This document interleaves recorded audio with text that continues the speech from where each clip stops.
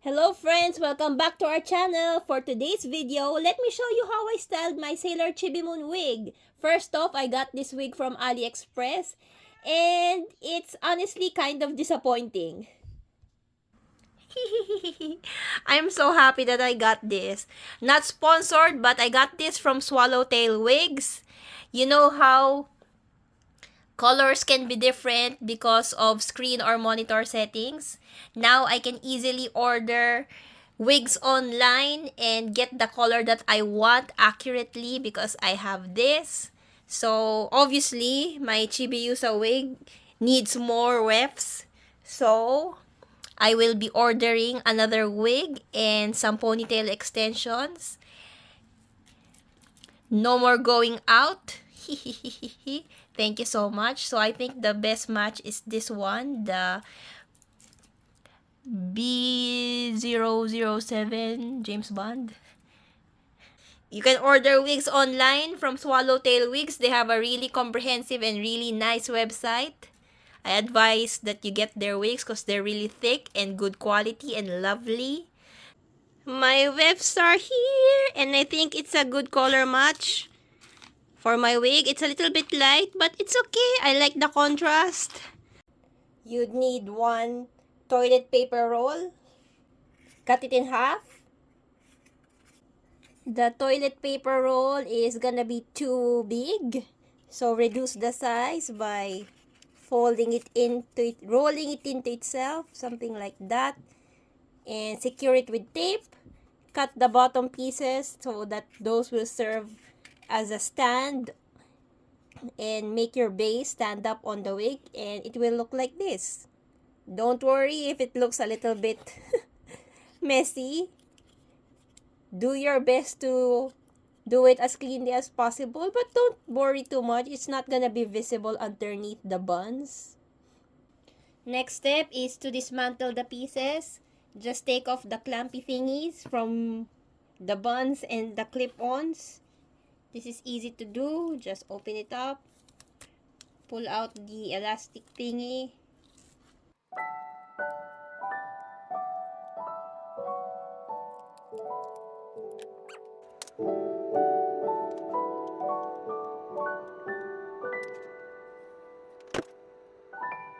Crimping your wigs gives it more volume and makes it easier to style. Here is how I harvest wefts. I cut a small portion.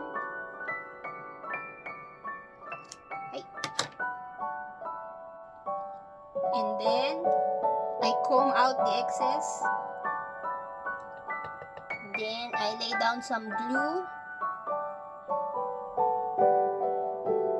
And then next, I lay down the wig fibers. Make sure to coat them all with the glue and make them nice and pretty.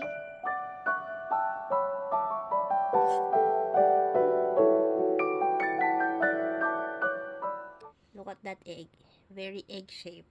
Chibiusa's buns are more tapered, so I carved them. Yeah, this is the before and the after. Look at the difference in the shape. It looks so much better, the show.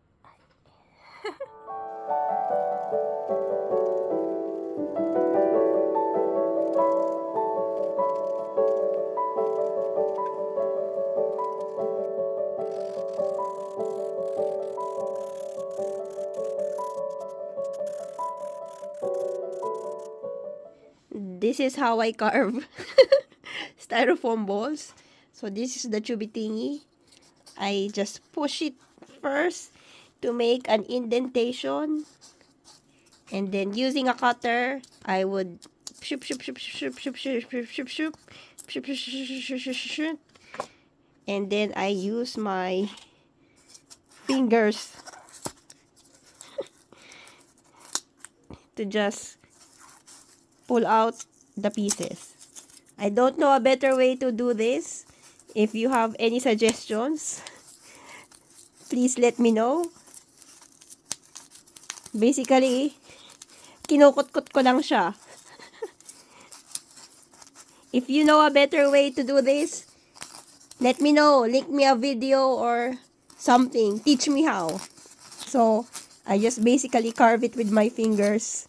And then every now and then, I will put the base back and check if it's deep enough to go inside. Wow, that looks like something else. This part is a bit scary. So I already put in one of the bun base over there. And this is hard to explain.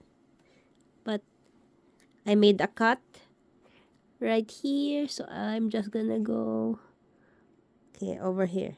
So the other one should be here. I've marked it with a pin. Hopefully pantay. Hopefully it's gonna look balanced. But if not, it's okay. We can sew it right back up.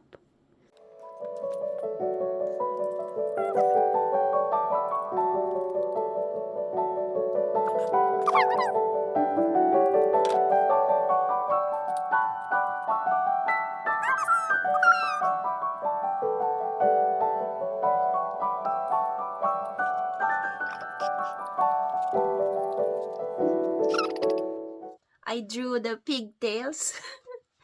So, ayan. This is gonna be how big I want it to look like.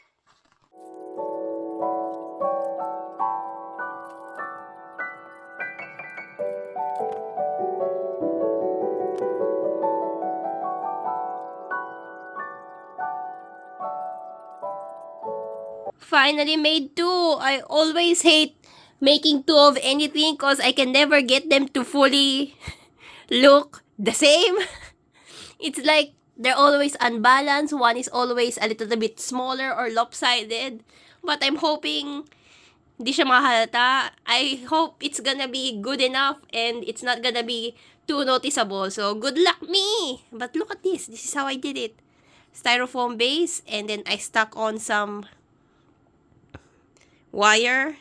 And to keep the wires in place, before I stuck them onto the styrofoam ball, I put a dollop of hot glue and then poked the wire in and then further secured them with some masking tape.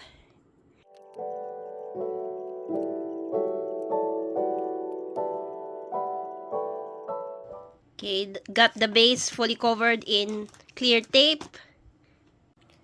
Next, cover it in felt.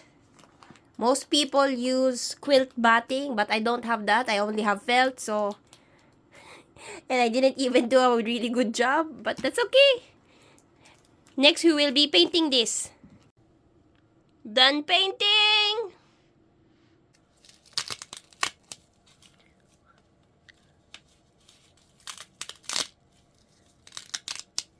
This sounds so satisfying. I love it. I'm sorting them out according to length right now.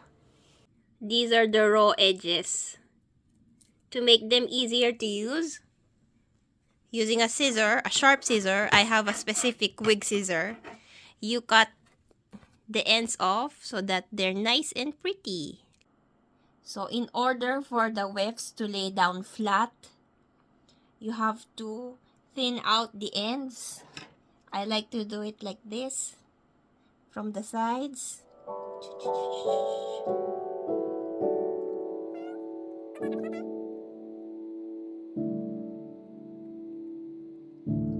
Doing this ensures that it lays down flat and makes it easier to blend the ends so that it makes it look seamless when you stick it on top of each other.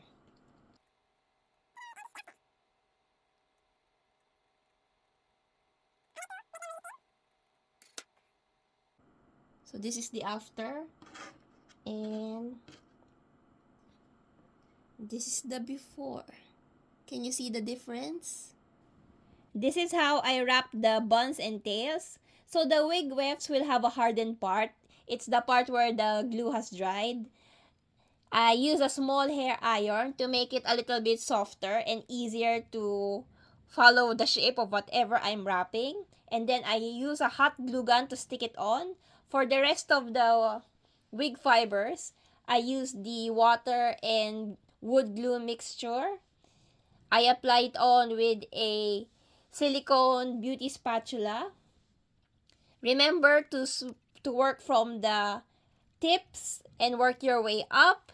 Make sure to overlap a little bit of the wig weft so that you can completely cover whatever you're covering. Don't worry though if there's a little bit of a gap, we can cover that later.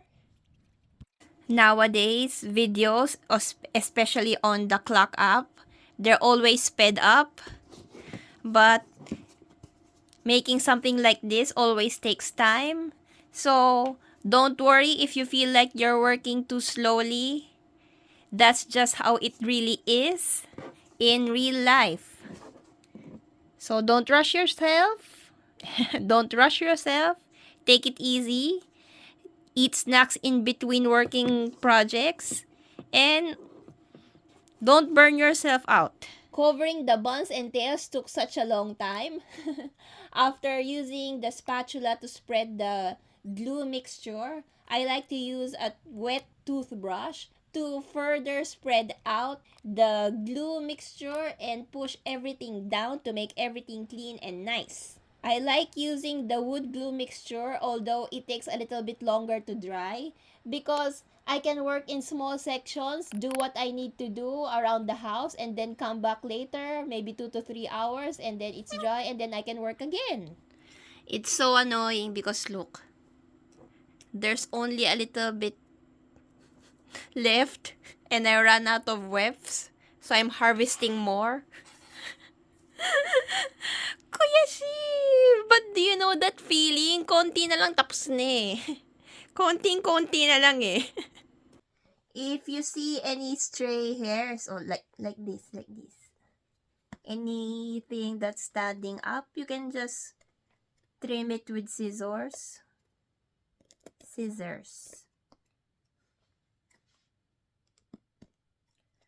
No problem. But don't worry too much unless this is a competition piece. You don't need to be perfect.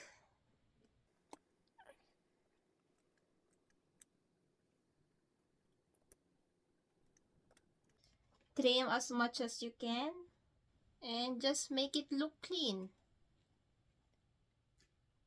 It looks fine, desho? Especially in photos, I don't think it's gonna really matter. Again, if this is just for normal cosplay, not a competition. And to clean it up further, I like to steam it. Just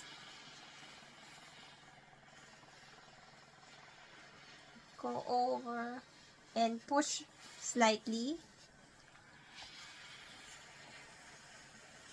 This will make the hardened glue a little bit softer. And you can push it down further to make the fibers that stand up go down.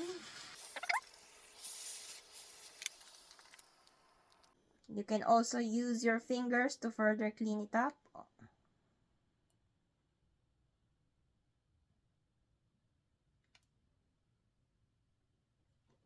Can you see that I found the stray? You can cut it off. Don't pull it off because it might destroy the wig.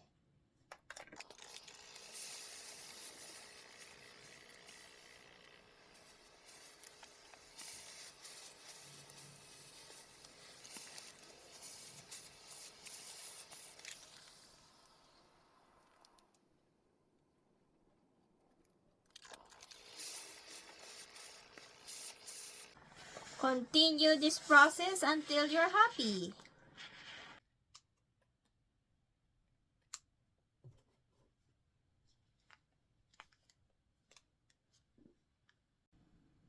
I've been working on my Chibiusa wig. So the room is messy and I've been making lots of Lolita accessories. So the Nekos are not allowed inside. Let's check if they're outside waiting for me.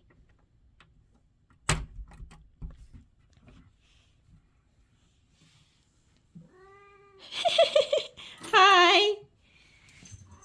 Hi! Are you guys hungry? No, you're not allowed inside. Dami. Dami. Kawaii. Okay, let's go eat.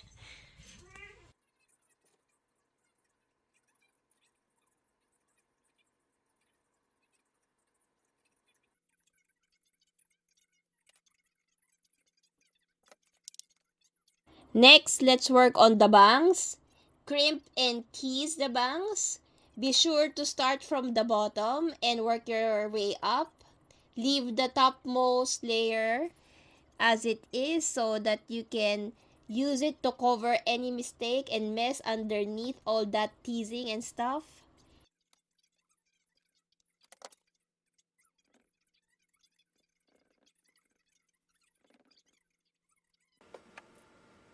Use a little bit of hairspray underneath and then blow dry it to keep the shape. This will make your bangs appear floating. And then use a small hair iron to shape the ends. Remember to put on the wig every now and then to check if it frames your face nicely.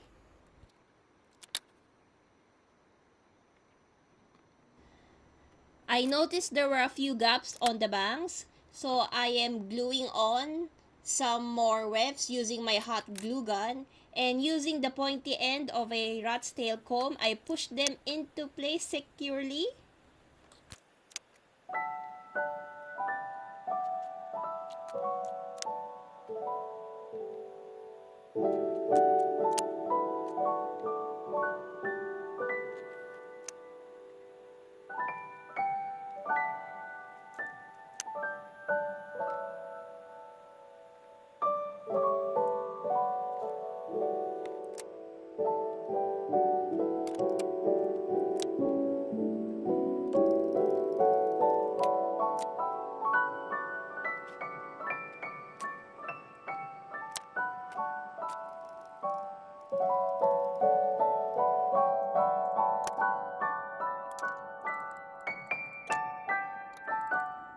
I'm using pins to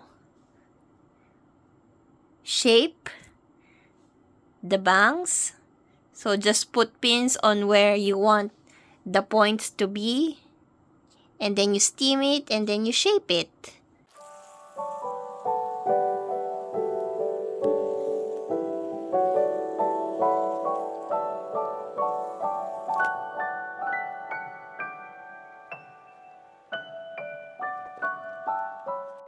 I am working on the tendrils now. I made the base from wire. This is the shape.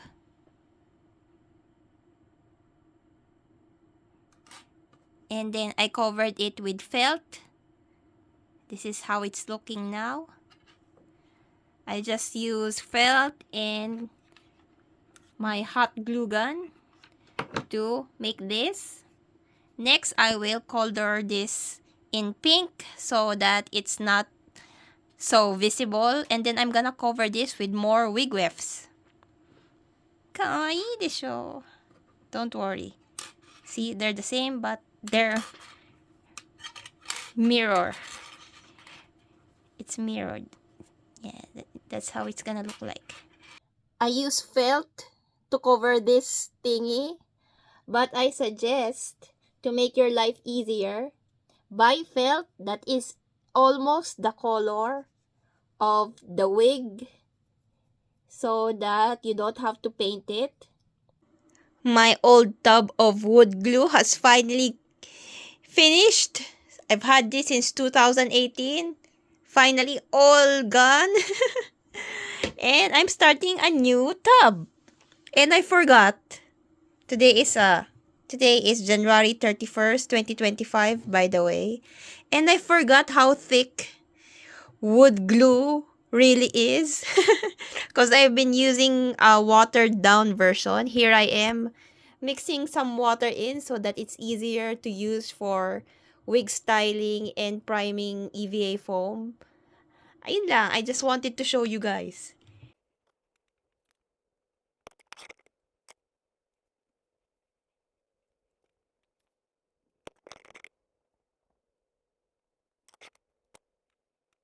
If you look closely, you will see some spots where the glue has clumped up.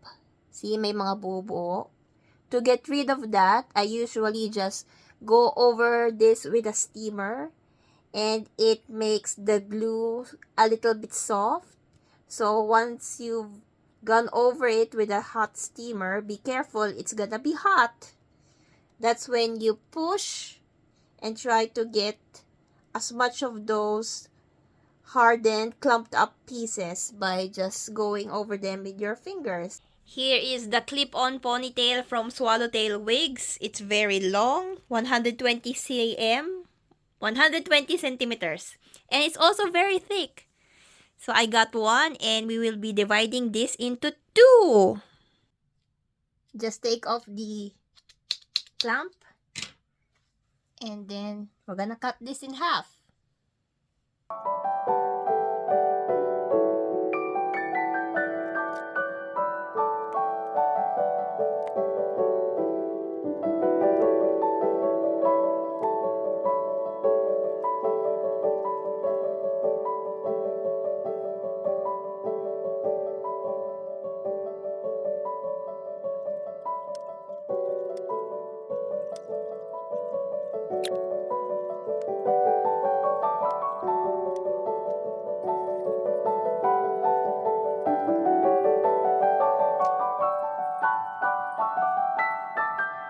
So after combing out the curls, you just keep twisting it until you get one big curl, and you're happy with what you get. And I like how this looks.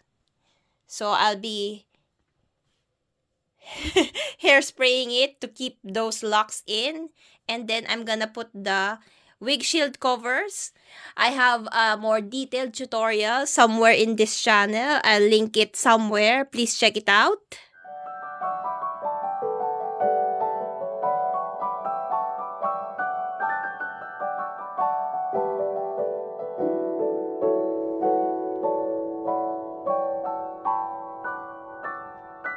Here's all the accessories of my wig. And this is what it looks like. See, this is where the buns attach. So you just, take it off like that. This one goes here, and this one, that's marked with red. That one goes there. And the pigtails, they attach like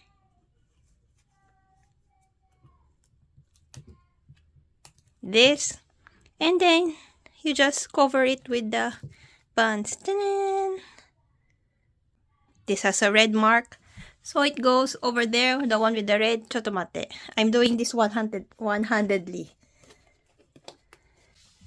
So, just like that. Ta-da! And then red one again.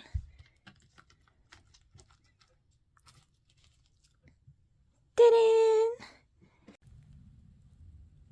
And this is what it looks like from the inside. I just hot glued this base to the wig.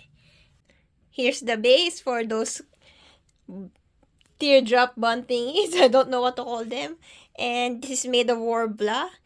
I mainly used scrap pieces, so it's looking very janky, but it does the job.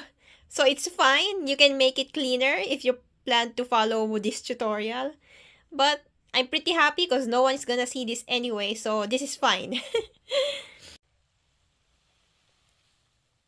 And we are done! This is my 2-in-1 wig. This is a Chibiusa wig that transforms into a dark lady wig, and it's very much Banira approved. Ne, Bani-chan? Do you like it? She likes it. I covered the pigtails with mesh so that it doesn't tangle. Thank you for modeling and checking my work. I love you so much! Ooh! Kawaii! Bye!